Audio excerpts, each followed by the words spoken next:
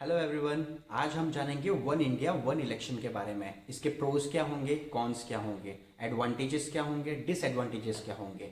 इसकी स्टडी के लिए इंडियन गवर्नमेंट, सेंट्रल गवर्नमेंट ने रामनाथ जी कोविंद को जो हमारे एक्स प्रेसिडेंट रह चुके हैं, इनको चेयरमैन बनाया है इस कमेटी का।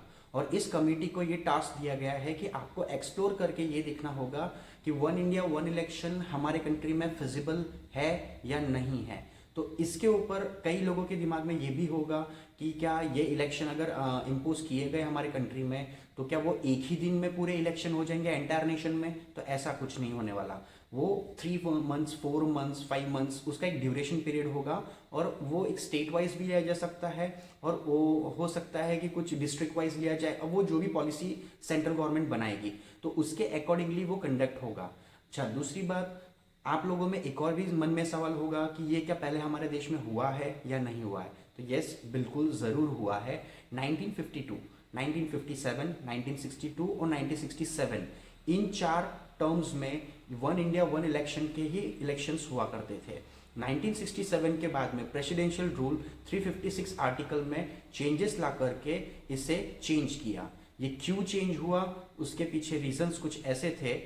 इसके पीछे कुछ चेंजेस ऐसे थे कि कुछ स्टेट्स जैसे कि आसाम, हरियाणा, केरला, पंजाब, यूपी, इन गवर्नमेंट्स में इंस्टेबिलिटी आ जाने के कारण वहाँ पर जब स्टेट गवर्नमेंट कोलैप्स हुई, तो स्टेट गवर्नमेंट कोलैप्स होने के कारण पे सेंटर और स्टेट गवर्नमेंट का सिंक्रोनाइज प्रॉपर नहीं हो पा रहा था। इस वजह से 67 के इलेक्शन के बाद में सेंट्रल गवर्नमेंट ने इसमें प्रेसिडेंशियल रूल में आर्टिकल 356 में कई चेंजेस किए, कई अमेंडमेंट्स लाए और इनको फिर से एक न्यू कॉन्सेप्ट के तौर पे इलेक्शंस कंडक्ट किए गए। ये बात तो हो गई चेंजेस आफ्टर 67। अभी जो नॉर्मल डेज में हमारे यहाँ पर जैसे इलेक्शंस हो रहे हैं, स्टेट का अलग, सेंटर का अलग, लोकल बॉडीज के इलेक्शंस अलग, ये इलेक्शंस उस पैटर्न से चालू हो गए जो 67 के बाद में आर्टिकल 356 में चेंजेस आने के बाद में हुए। इसके बाद में अब हम जानेंगे कि feasibility of one India one election है या नहीं, ये फिजिबल होगा हमारे इंडियन गवर्नमेंट को या नहीं होगा। तो अगर हम जानना चाहें कि ये कर सकती है गवर्नमेंट की नहीं, तो यस, गवर्नमेंट ये चेंजेस कर सकती है। वन इंडिया वन इलेक्शन किए जा सकते हैं, ये कंडक्ट किए जा सकते हैं। ऑलरेडी स्वीडन जैसी कंट्री में ये कंडक्ट हो रहे हैं। स्वीडन में ऐसा है कि सेंट्रल से लेकर के, स्टेट से लेकर के लोकल बॉडी तक के इलेक्शन, एंटायर पूरे इलेक्शंस वो लोग वन नेशन वन इलेक्शन के तौर पे ही, मतलब उसी पैटर्न पे वो लोग वर्क करके उसको कंडक्ट करते हैं। अच्छा, अब बात रही फिजिबिलिटी, तो फिजिबिलिटी के ऊपर मैं आपको कुछ डेटा पढ़ के बताना चाहूँगा। जैसे कि अभी मान लीजिए हरियाणा और महाराष्ट्र का 2024, ये 2024 में 5 इयर्स का टर्म पूरा कंप्लीट होगा। तो 2024 और 2024 सेंटर, ये तो सिंक्रोनाइज हो जाएंगे, 5 इयर्स का दोनों का पीरियड कंप्लीट हो जाएगा। तो चलिए, ये 2 स्टेट का तो ठीक है। अब मैं कहूँगा बिहार और दिल्ली 2025 में, तो वो टर्म तो 1 साल एक्स्ट्रा, जो एक्स्ट्रा इन द सेंस जो 4 ही साल उनके कंप्लीट हो रहेंगे, तो फिर उनका कैसा किया जाएगा। फिर पंजाब, हिमाचल एंड गुजरात 2027, उनका टर्म 2027 में कंप्लीट होगा स्टेट का। उसके बाद में राजस्थान एंड मध्य प्रदेश 2023, जो 1 साल बिफोर पहले कंप्लीट हो रहा है। तो इन चीज़ों का चैलेंजेस ये गवर्नमेंट को ज़रूर आएगा कि आप सेंटर और स्टेट को सिंक्रोनाइज किस तौर पे करोगे। अगर आप इसको सिंक्रोनाइज कर नहीं पाओगे, तो इसमें कई सवाल ये उठते हैं कि अगर स्टेट फेल होती है तो क्या सेंटर क्या करेगा? सेंटर तो कंटिन्यू करेगा 5 इयर्स के टर्म को, तो स्टेट क्या करेगा फिर? स्टेट वो तब तक क्या प्रेसिडेंशियल रूल के अंडर में चलेगा, या री इलेक्शंस होंगे वहां पर, या फिर उसे होल्ड करके क्या सेंटर और स्टेट तो वापस से इलेक्शन ले नहीं सकते बिफोर टर्म के? तो कई चैलेंजेस गवर्नमेंट के सामने ये भी आ सकते हैं। दूसरी चीज़ ये है कि इसमें अगर चेंजेस करना चाहिए, अगर चाहें तो इनको चेंज लाना होगा कॉन्स्टिट्यूशन में। वो अमेंडमेंट ये रहेगा, आर्टिकल 83, 85, 172, 173 एंड 356, इनको चेंजेस करके वो अंडर 368 आर्टिकल के अंडर में आते हैं, जो कि फेडरल चेंजेस होंगे, जो कि federal in the sense centre and state, ये दोनों फेडरल के अंडर में आ गए। Federal in the sense centre and state both, right. तो इनकी चेंजेस करने के बाद में, ये आर्टिकल की चेंजेस करने के बाद में ही ये रूल अमेंड हो सकता है। अब सेकेंड पॉइंट ये आता है कि इसमें हाफ ऑफ द स्टेट की मेजोरिटी सेंट्रल गवर्नमेंट को लगेगी राज्यसभा लोकसभा में। जो half of the state in the sense हमारे जैसे जो भी नंबर ऑफ स्टेट्स हैं, जो वो स्टेट्स के 50% स्टेट्स हमको इसमें एडमिशन देने चाहिए, यस होने चाहिए कि वो चेंजेस के लिए तैयार है। चलिए अब जानते हैं positives and negatives. Positive and negative का मतलब ये है कि फायदे क्या होंगे वन नेशन वन इलेक्शन से और नुकसान क्या होंगे वन नेशन वन इलेक्शन से। सो फायदे की बात ऐसी है कि देखिए हिंदुस्तान टाइम्स के एक रेफरेंस मतलब हिंदुस्तान टाइम में एक न्यूज़ आई थी जो 2019 के इलेक्शन में टोटल 7 लाख बूथ लगाए गए थे गवर्नमेंट की तरफ से। उनका टोटल खर्चा था नियर अबाउट 60,000 करोड़ रुपीस। सो ये जो एक्सपेंडिचर है ये काफ़ी बड़ा एक्सपेंडिचर है 60,000 करोड़, यानी कि इसमें कई हॉस्पिटल्स, स्कूल्स, कई कॉमन फैसिलिटीज़, ऐसी कई चीज़ें डेवलप हो सकती है, इंफ्रास्ट्रक्चर में इन्वेस्टमेंट जा सकता था। तो 60,000 is an very big amount. ये खर्चे जो भी हैं ये सेंट्रल गवर्नमेंट के और से किए गए थे इलेक्शन कमीशन को फंडिंग के तौर पे। तो इसका कहने का मतलब मेरा ये है कि पॉजिटिव्स में सबसे पहली बात तो ये आती है कि वोटर टर्नआउट काफ़ी अच्छा मिलेगा, क्योंकि 5 साल में एक ही बार अगर इलेक्शन हो रहा है, जो कि लोकल बॉडी इलेक्शन इसमें कंसिडर नहीं होगा वन नेशन वन इलेक्शन में, ये सिर्फ स्टेट के लिए और सेंटर के लिए होगा। तो सेंटर और स्टेट इसमें दोनों में आपको एक आपका कैंडिडेट चुनना होगा सेंटर का और एक कैंडिडेट आपको चुनना होगा आपके स्टेट के लिए। तो इसको देखते हुए वोटर टर्नआउट काफी ह्यूज अमाउंट में निकल सकता है बाहर, ये एक पॉजिटिव पार्ट आएगा। क्योंकि 5 सालों में 5 बार हम 3 बार इलेक्शन के लिए जब वोट देने जाते हैं, उससे बेहतर ये है कि 5 साल में एक ही बार हम निकले। तो उसके लिए एक वोटर टर्नआउट काफ़ी बड़ा हो सकता है, ये एक प्लस पॉइंट होगा। सेकेंड थिंग ये होगा उसमें वोटर टर्नआउट में मतलब जो वोटिंग परसेंटेज हमारे यहाँ कभी जो 50, 60, 65 होती है, ये माइट भी बढ़कर कि 80, 85 ये कितनी भी जा सकती है, पर वोट टर्नआउट पॉजिटिव आएगा, काफ़ी बड़े मात्रा में आएगा, ये फॉर श्योर होगा, ये पॉजिटिव साइन है इसमें।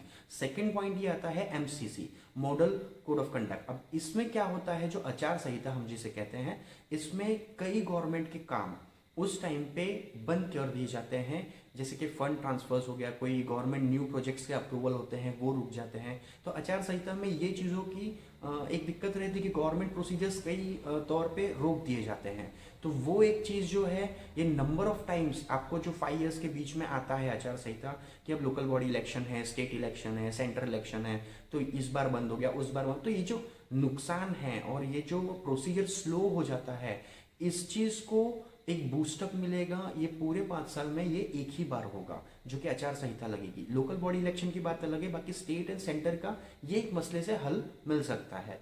थर्ड पॉइंट ये होगा कि जो नंबर ऑफ सभाएं ली जाती हैं, नंबर ऑफ इवेंट्स जो ऑर्गेनाइज किए जाते हैं नंबर ऑफ पार्टीज से, उसमें जो हेट स्पीच है ये साल में आपको 2, 3, 4 बार आ सकती है, क्योंकि स्पीच देंगे तभी तो जाकर के जनता इलेक्शंस में वोट करेगी और अपने अपने पार्टी को चूज करेगी। तो ये जो इवेंट्स हैं ये कम हो जाएंगे, क्योंकि पूरे 5 साल में एक ही बार इलेक्शन है, तो फिर इवेंट्स भी उतने कम होंगे। इवेंट्स कम होने से हेट स्पीच कम होगी, वोट पोलराइजेशन कम होगा।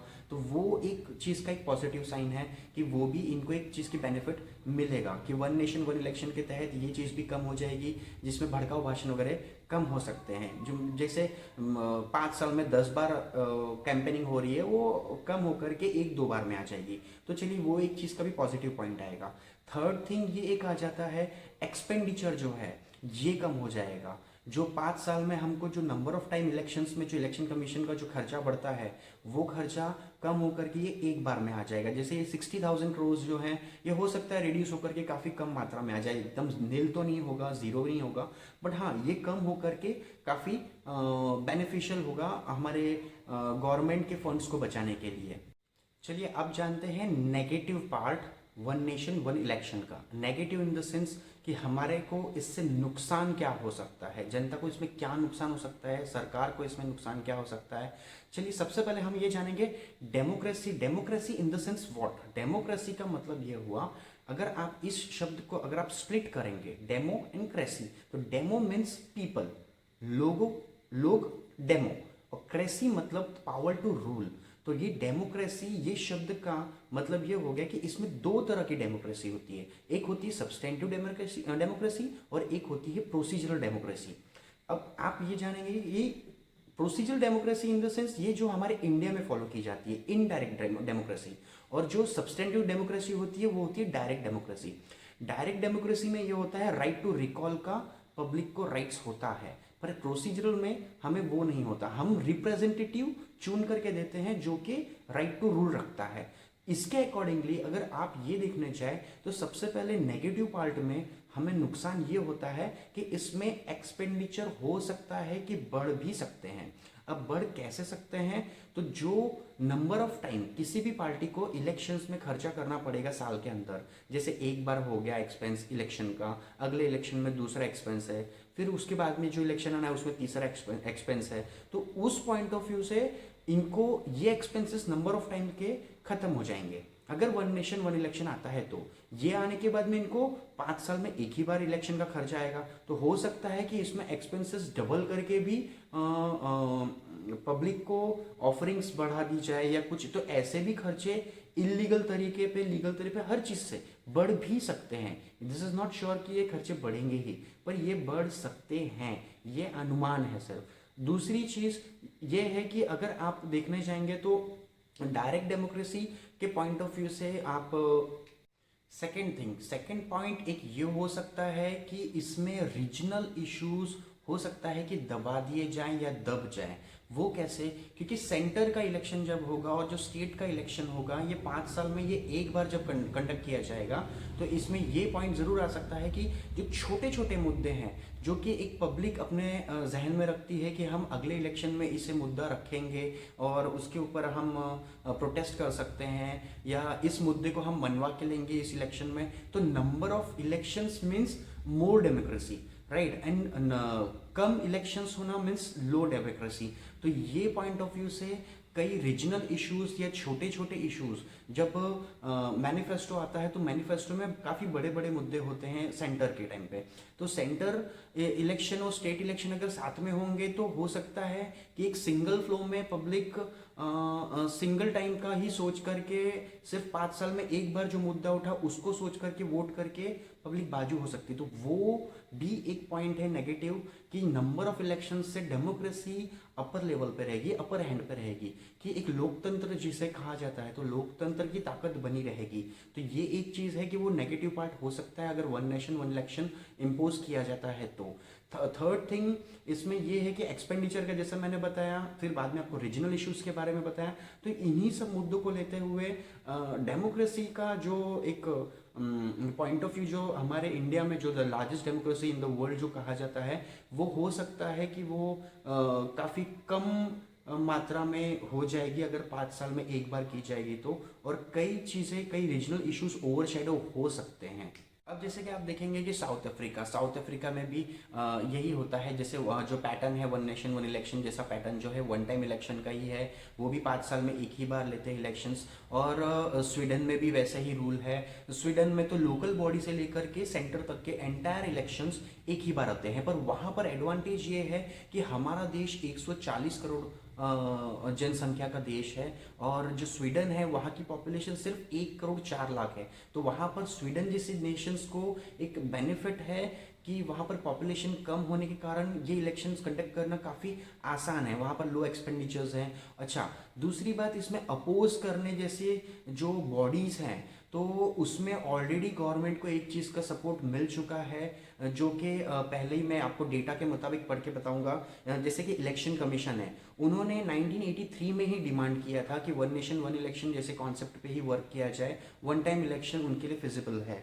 जैसे लॉ कमीशन है, उन्होंने 1999 में ये ऑलरेडी डिमांड की है कि ऐसे ही पैटर्न पे वर्क किया जाए और इलेक्शंस ऐसे ही कंडक्ट किया जाए। फिर नीति आयोग है, उन्होंने भी 2016 में ये सेम चीज़ के लिए प्रस्ताव रखा था कि ये वन नेशन वन इलेक्शन के ही पॉइंट ऑफ व्यू से वर्क हो। एज वेल एज जो CEC है, उनके commissioner of election commission Sushil Chandra जी, ये हमारे प्रेजेंट कमिश्नर हैं, उनने भी सेम डिमांड रखी है कि वन नेशन वन इलेक्शन एक फिजिबल थिंग है और इसे इम्पोज करना चाहिए। तो ऑलरेडी जो ये बॉडीज़ हैं ये ऑलरेडी तैयार हैं इस चीज़ के लिए, ऑलरेडी पहले भी उन्होंने डिमांड रख चुके हैं सेंट्रल गवर्नमेंट से कि इस चीज़ को इम्पोज किया जाए और इसे वायबल बनाया जाए। सो ये एंटायर जो भी डेटा है इसमें काफ़ी मेहनत लगती है, तो तो आई रिक्वेस्ट कि प्लीज़ सब्सक्राइब करें हमारे चैनल को, लाइक करें एंड शेयर करें और मेरे चैनल को सपोर्ट करें। ये एक मेरा इस चैनल का सेकंड वीडियो होगा और ऐसे ही नॉलेजेबल एंड